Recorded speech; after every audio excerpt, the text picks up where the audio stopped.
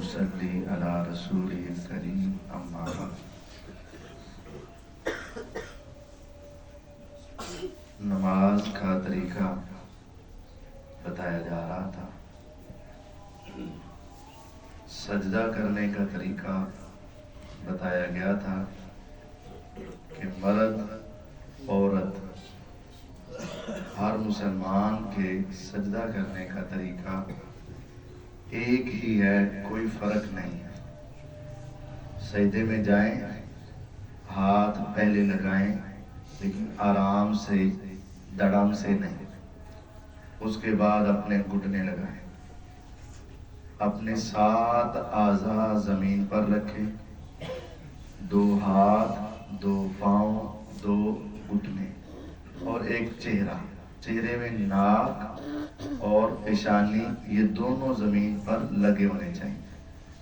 یہ بازو جسم کے ساتھ اٹیچ نہ ہو، نہ پہلو کے ساتھ، پسلیوں کے ساتھ، اور نہ رانوں کے ساتھ، اور نہ ہی زمین کے اوپر بچھے ہوئے، بلکہ اٹھے ہوں اور تھوڑے سے کھلے ہوں.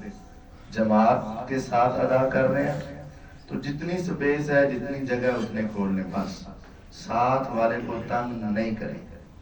اکیلے پڑھ رہے ہیں تو جتنا ممکن ہو اپنے بازو کھولیں. صحیح بخاری کی حدیث ہے، رسول اللہ صلی اللہ علیہ وسلم اتنے بازو کھولتے کہ اگر بکری کا بچہ گزرنا چاہتا تو گزر جاتا. اتنے بازو کھولتے. اکیلے ہیں تو بازو کھول کے پڑھے.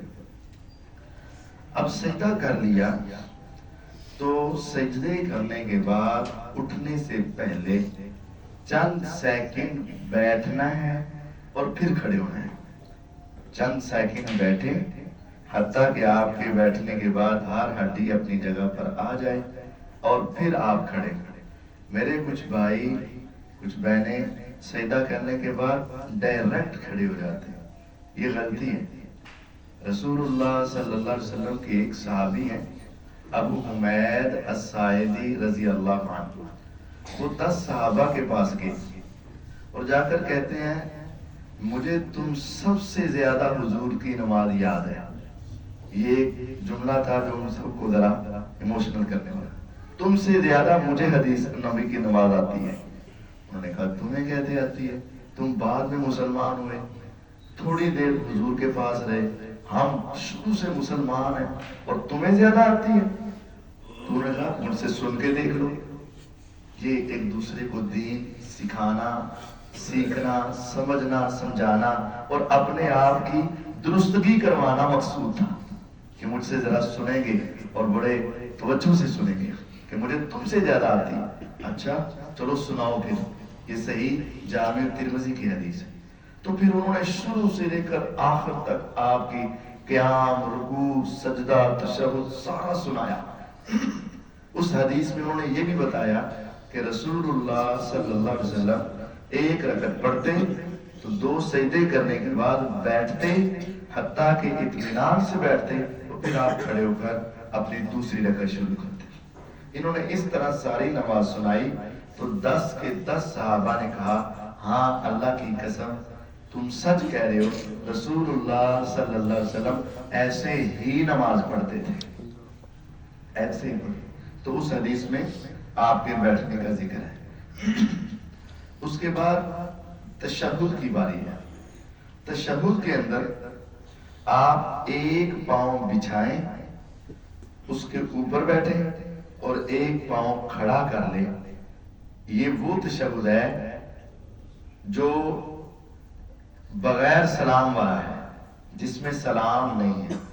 3 رکعتیں پڑھ رہے ہیں تو دوسری رکعت میں جو تشہد آئے گا، 4 رکعتیں پڑھ رہے ہیں جو دوسری میں آئے گا، تو اس میں اپنے پاؤں کو بچھا لیں اور دائیں پاؤں کو کھڑا کر لیں اور اپنے ہاتھ جو دونوں ہیں چاہیں تو گھٹنوں پر رکھیں، یہ حدیث بھی ہے، چاہیں تو اپنی رانوں پر رکھیں، گھٹنوں سے پیچھے. دونوں طریقے نبی کریم صلی اللہ علیہ وسلم سے ثابت ہے. کبھی آپ رانوں کے اوپر رکھ لیتے، کبھی آپ گھٹنوں کو پکڑ لیتے اور آپ اپنا ہاتھ جو دایاں ہے اس کے مختلف انداز بناتے ہیں. ایک سب سے آسان یہ انداز ہے، آپ 2 انگلیاں چھوٹی بند کر لیتے، انگوٹھا اور درمیانی انگلی کو آپس میں ملا کر دائرہ بنا لیتے، اور یہ تشہد کی انگلی، شہادت کی انگلی، اس کو آہستہ آہستہ ہلاتے رہتے۔ یہ سب سے آسان طریقہ ہے۔ دوسرا ہے ساری ہی انگلیاں بند کر لیں اور صرف یہ تشہد کی انگلی کھلی رکھ کے اس کو ہلاتے رہیں۔ اور تیسرا سب سے مشکل ہے کہ 3 انگلیاں چھوٹی بند کر لیں اور یہ انگوٹھا اپنی شہادت کی انگلی کی جڑ، جو ہتھیلی اور انگلی کا کنارہ جہاں جوڑ بنتا ہے نا، ہتھیلی اور انگلی کا جوڑ، وہاں آپ رکھ دیں اور پھر آپ اپنی انگلی کو حرکت دیتے۔ یہ ذرا مشکل طریقہ بن جاتا ہے کہ درمیان انگلی کے درمیان نہیں، انگلی کا جو جوڑ ہے نا، جو آخری جوڑ جہاں سے ہتھیلی اور انگلی کا آغاز دونوں کا جوائنٹ ہوتا ہے، وہاں رکھتے ہیں۔ یہ ذرا مشکل طریقہ ہے، لیکن کبھی کبھی آپ ایسے بھی کر لیتے۔ اس کو عربی میں 53 کی گرہ بھی کہتے ہیں۔ تو آپ کے یہ 3 طریقے تھے۔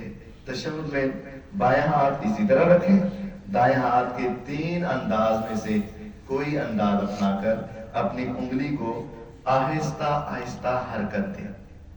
یہ حرکت دینے کا مقصد کیا ہے؟ فرمایا تمہاری یہ انگلی تمہارے سامنے ایسے ہل رہی ہے، در حقیقت یہ شیطان کو لوہے کی سلاخ یعنی سریے سے بھی زیادہ چوٹ دے رہی ہے۔ جیسے سریے سے اس کی پٹائی کی جائے، جتنی اس کو تکلیف ہوگی کہ تمہاری انگلی کے ہلنے سے اس کو اس سے بھی زیادہ تکلیف ہوگی۔ یہ انگلی ہلانے کا بحث ہے۔ اس میں 3 طرح کی باتیں پائی جاتی ہیں، 2 غلط ہیں، 1 صحیح ہے۔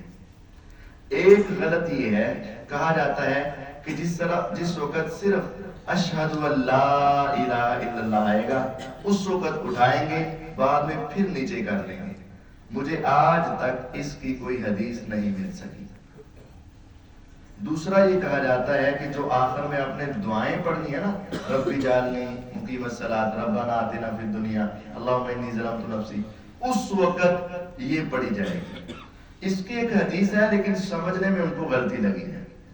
اصل حدیث یہ تھی کہ حضور صلی اللہ علیہ وسلم جب تشہد میں بیٹھتے تو آپ جس طرح منہ سے دعائیں مانگتے اسی طرح انگلی سے بھی دعائیں مانگتے۔ جیسے ہم سر کا اشارہ کر کے کہتے ہیں ہاں ہاں ہاں، اسی طرح آپ انگلی کے ساتھ بھی دعائیں مانگتے۔ تو ان لوگوں نے سمجھا کہ دعائیں مانگتے تو جہاں سے دعائیں شروع ہوں گی وہاں سے ہلانا شروع کر لی۔ حالانکہ یہ سمجھنے کی غلطی لگی ہے، دعائیں کہاں سے شروع ہوتی ہیں برا تشہد میں؟ اتحیات سے لے کر۔ کیسے؟ حضور صلی اللہ علیہ وسلم نے ہمیں دعا کا طریقہ یہ سکھایا ہے، پہلے اللہ کی تعریف اور پھر حضور پر درود اور اس کے بعد جو تمہیں چاہیے مانگو۔ تو یہ تینوں حصہ ہی دعا کے ہیں، یہ تینوں حصے ہی دعا کے ہیں۔ تو اس کا مطلب یہ ہے کہ جب آپ تشہد شروع کریں گے اس وقت ہی آپ کی دعا شروع ہو چکی ہے، اور آپ نے شروع تشہد سے ہی آخر تشہد تک اپنی انگلی کو آہستہ آہستہ حرکت دینی ہے۔ تو یہ صحیح موقف ہے، پورے تشہد میں دینی ہے، اور دعا ہے یہ، اور آپ نے زبان سے پڑھنا ہے اور انگلی کا اشارہ بھی کرنا ہے۔ ایک اہم بات یہ ہے، تشہد میں نظر کہاں رکھی جائے؟ تشہد میں نگاہ کہاں ہو؟ تشہد میں نبی کریم صلی اللہ علیہ وسلم کی نگاہ آپ کی انگلی پر ہوتی تھی۔ سلسلہ صحیحہ میں روایت موجود ہے، آپ تشہد میں اپنی انگلی کی طرف نگاہ رکھتے تھے اور آپ سارا تشہد پڑھتے تھے۔ اب سب سلام پھیرنا ہے، جس تشہد میں سلام ہے اس تشہد کا طریقہ دوسرے تشہد سے مختلف ہے۔ جس تشہد میں سلام پھیرنا ہے اس میں اپنا بایاں پاؤں جس پر پچھلے تشہد میں آپ بیٹھے ہوئے تھے، اب وہ آگے نکال دیں اور آپ زمین پر بیٹھ جائیں اور آپ کا دایاں پاؤں کھڑا رہے۔ اس طرح بن جائے گی سچویشن۔ بس اوقات آپ جماعت کے ساتھ ہوتے ہیں اور ساتھ اتنی جگہ نہیں ہوتی ہے کہ آپ اس طریقے سے بیٹھیں، تو پھر آپ جیسے ممکن ہو بیٹھ جائیں۔ بس اوقات جسم ذرا بھاری ہوتا ہے اور اس طریقے سے بیٹھنا کہ جس پاؤں کے اوپر بیٹھنے والی کیفیت ہے وہ ممکن نہیں ہوتی ہے. تو ایک ہے ممکن نہیں ہے، تو جہاں ممکن نہ ہو وہاں جیسے ممکن ہو بیٹھ جائے. ہم نے آپ کو اصل طریقہ بتایا کہ پہلے تشہد میں پاؤں پر بیٹھنا ہے، اور دوسرے تشہد میں یا جس تشہد میں سلام ہے، جیسے فجر کا سلام دوسرے میں ہو جاتا ہے، دوسری رکعت میں ہو جاتا ہے، تو اس میں آپ اپنا پاؤں باہر نکال کر آپ بیٹھ جائیں. لیکن اگر جگہ نہیں ہے یا آپ کی جسمانی کیفیت اس کا ساتھ نہیں دیتی تو کوئی حرج نہیں، جیسے ممکن ہو بیٹھ جائیں. آگے باری ہے سلام کی. سلام میں ہمارے کچھ دوستوں نے یہ سوچا ہے یا سنا ہے کہ وہ اپنے کندھے کو دیکھتے ہیں. ادھر سلام پھیرا تو یہ کندھا دیکھا، ادھر سلام پھیرا تو یہ کندھا دیکھا. میرا خیال ہے یہ بات درست نہیں ہے. صحیح بخاری میں ایک حدیث ہے، صحابہ رضوان اللہ علیہ اجمعین کہتے ہیں کہ ہم پیچھے جب نماز پڑھتے نا حضور کے، تو حضور دائیں سلام پھیرتے تو ہمیں آپ کے رخسار کا دیدار ہوتا، بائیں پھیرتے تو ہمیں آپ کے رخسار کا دیدار ہوتا. دائیں والے دائیں رخسار کو دیکھ لیتے اور بائیں والے بائیں رخسار کو دیکھ لیتے. اور یہ اس وقت ہی ممکن ہے جب آپ اپنا چہرہ سیدھا رکھیں گے. اگر آپ اپنے اس کندھے کو دیکھنا شروع کر دیں تو آپ کا رخسار تو نیچے جھک جائے گا اور پیچھے والوں کو آپ کے رخسار کا دیدار نہیں ہو سکے گا. تو یہ حضور صلی اللہ علیہ وسلم دائیں دیکھتے اور بائیں دیکھتے. تو یہ آپ کا سلام ہے. اب رہ گیا وہ وعدہ کہ کرسی پر نماز کیسے ہے. کرسی پر نماز پڑھنے میں اگر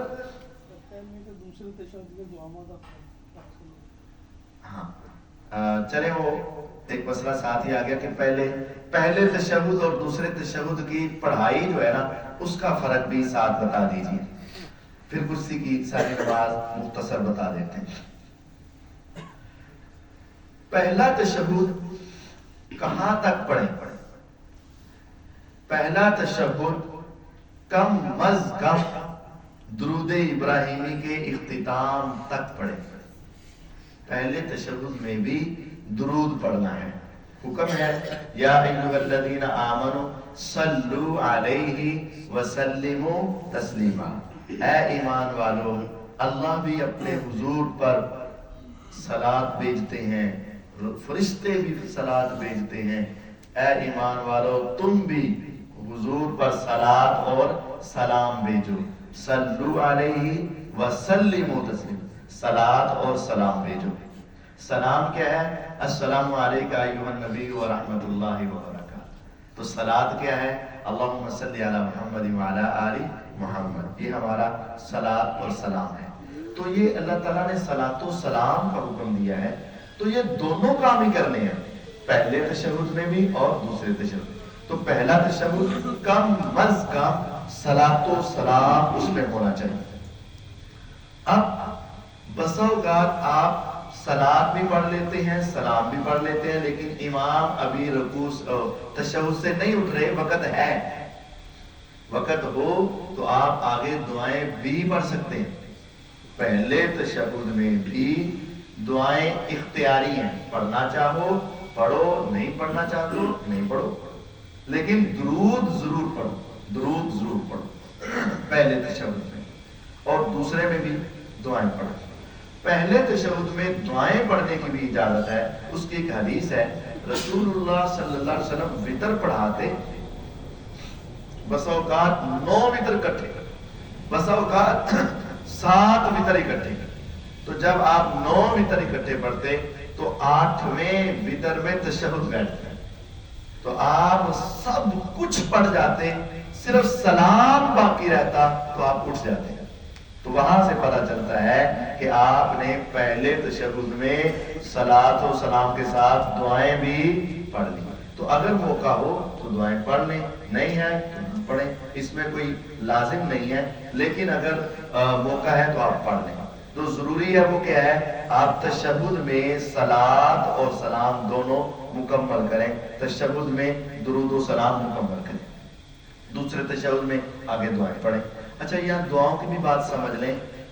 نبی کریم صلی اللہ علیہ وسلم نے ایک دعا کو لازم قرار دیا ہے اور باقی دعاؤں کا اختیار ہے. لیکن ہماری غلطی یہ ہے یا کمی یہ ہے کہ ہمیں وہ لازم یاد نہیں ہوتی اور باقی ہمیں یاد ہوتی ہے. جو لازم دعا ہے وہ کیا ہے؟ اللہم انی اعوذ بک من عذاب القبر واعوذ بک من عذاب جہنم واعوذ بک من فتنة المسیح الدجال واعوذ بک من فتنة المحیا والممات. یہ 4 چیزوں کی پناہ یہ لازم ہے. وَأَعُوذُ بِكَ مِنَ الْمَعْصَمِ وَالْمَغْرَمِ یہ بھی ٹھیک ہے، دعا ہے. اس کے علاوہ جو دعائیں مانگنا چاہو، ربی جعلنی پڑھنا چاہو پڑھو، ربنا آتنا فی الدنیا پڑھنا چاہو، ربنا ظلمنا انفسنا پڑھنا چاہو، باقی جو ثم لیتخیر من الدعاء اعجبہ الیہ.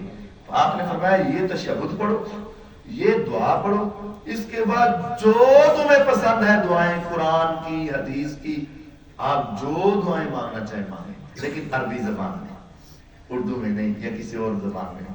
عربی زبان میں اپنی طرف سے بھی آپ کوئی دعا مانگنا چاہتے ہیں مانگ لیں. اور اگر تشہد لمبا کرنا چاہتے ہیں، سنن نسائی کی ایک حدیث ہے، جو شخص 10 مرتبہ سبحان اللہ کہے تشہد میں، 10 مرتبہ الحمدللہ کہے، 10 مرتبہ اللہ اکبر کہے، اس کے بعد جو دعا مانگے گا تشہد میں اس کی قبول ہو جائے گی. یہ پڑھیے، تشہد لمبا کریں. جس طرح آپ قیام کرتے ہیں، رات میں آپ بیٹھے ہیں نوافل پڑھ رہے ہیں، آپ لمبا کرنا چاہ رہے ہیں تو آپ پورا تشہد پڑھ لیں. پھر 10 مرتبہ سبحان اللہ، 10 مرتبہ الحمدللہ، 10 مرتبہ اللہ اکبر. اس کے بعد آپ کو اولاد کی حاجت ہے، رب ہب لی من الصالحین پڑھتے جائیں. معافی کی ضرورت ہے، ربنا ظلمنا انفسنا پڑھتے جائیں. جنت جہنم سے پناہ، جو بھی آپ نے کرنی ہے دعائیں آپ کر سکتے ہیں. تو یہ تشہد کی پڑھائی آپ ایسے کریں. ربی جعلنی ضروری نہیں ہے، لیکن وہ دعا جو ہمیں نہیں آتی ہے وہ ضروری ہے. سیدنا ابو بکر صدیق رضی اللہ عنہ وہ حضور کے پاس آئے، کہا حضور آپ نے کہا ہے کہ جو دعا بھی چاہے پڑھو، تو آپ نے اختیار دیا ہے، لیکن میں چاہتا ہوں کہ یہ پسند آپ کی ہو اور میں پڑھوں. یعنی ان کا حضور سے کتنا پیار تھا. آج تم دوستوں میں کہتے ہیں نا کہ دوستوں کی پسند، تو ابو بکر رضی اللہ فرماتے ہیں حضور میرا جی چاہتا ہے آپ میرے لیے کوئی دعا پسند کر دیں جو میں پڑھا کروں. تو پھر آپ نے ان کے لیے پسند کی اور کہا تم یہ دعا پڑھا کرو، اللہم انی ظلمت نفسی ظلما کثیرا ولا یغفر الذنوب الا انت فاغفر لی مغفرۃ من عندک وارحمنی انک انت الغفور الرحیم. کتنی پیاری دعا. اے اللہ میں نے اپنی جان پر بڑے ظلم کیے اور میں یہ اعتراف کرتا ہوں کہ تیرے سوا گناہوں کو کوئی معاف نہیں کرتا. اے اللہ تو خود ہی میرے سارے گناہ معاف کر دے اور میرے اوپر رحمتوں کی برسات کر دے. تو ہمیشہ سے ہی غفور الرحیم ہے. یہ اس کا ترجمہ ہے. یہ دعا یاد کریں، وہ دعا بھی یاد کریں اور پھر سلام کریں. اب کرسی پر سب سے اول کرسی پر بیٹھ کر نماز کون پڑھے؟ یہ ہماری کچھ کبھی کوتاہی بھی ہے. بخار ہو گیا تو ہم کرسی پر بیٹھ جاتے ہیں، سر درد ہو گیا کرسی پر بیٹھ جاتے ہیں. ایسا نہیں، کھڑے ہو کر نماز پڑھو. کھڑے ہونے کی طاقت نہیں ہے، زمین پر بیٹھ کر نماز پڑھو. میں نے پچھلے دروس میں بتایا تھا جب آپ نے آخری نماز پڑھائی تو نبی کریم صلی اللہ علیہ وسلم کہاں بیٹھے؟ زمین پر. اگر آپ کے گھٹنے آپ کی کمر ٹھیک ہے تو آپ زمین پر بیٹھیں.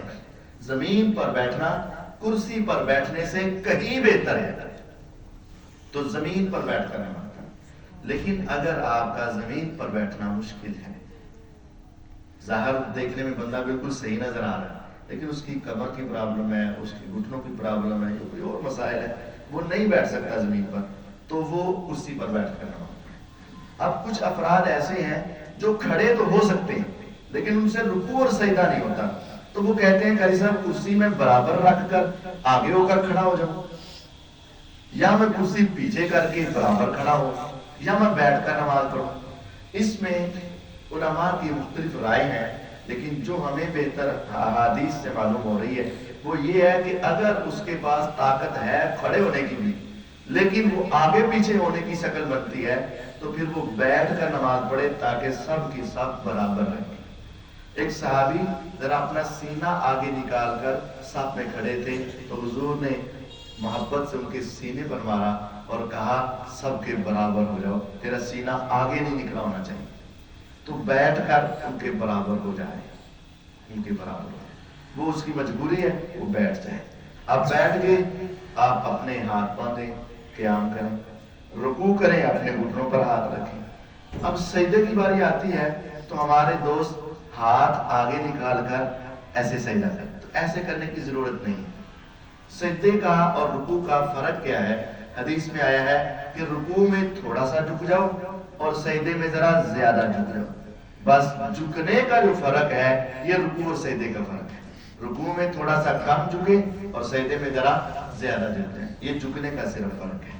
اور پھر اس کے بعد عام نماز کی طرح، لیکن ایک بات کا خیال کرسی والے کو زیادہ رکھنا پڑے گا۔ سجدے سے اٹھنا ہوتا ہے نا تو کچھ وقت لگتا ہے، اور اس میں ایسے ہونا تو بس ایسے ہو کے سجدے سے اٹھ جانا، تو اکثر ہو جاتا ہے کہ یہ امام کے ساتھ ساتھ یا اس سے پہلے سجدے سے اٹھ جاتا ہے۔ تو ان کو چاہیے کہ ذرا اپنا یہ احتیاط برقرار رکھیں کہ رکوع میں جانا، سجدے میں جانا، کیونکہ ان کی موومنٹ بہت تھوڑی ہے، صرف ایسے ہے، بہت تھوڑی موومنٹ ہے، تو ان کو خوب انتظار کر کے سجدے میں جانا چاہیے، رکوع میں جانا چاہیے، اور خوب انتظار کر کے امام کے بعد رکوع اور سجدے سے اٹھنا چاہیے۔ کرسی کوشش کریں کہ کناروں پر، کرسی کوشش کریں کہ کناروں پر، ایک تو صف جڑی رہے گی اور دوسرا یہ ہے پیچھے والوں کو کوئی تنگی نہیں ہوگی۔ کرسی کناروں پر رکھنے کی کوشش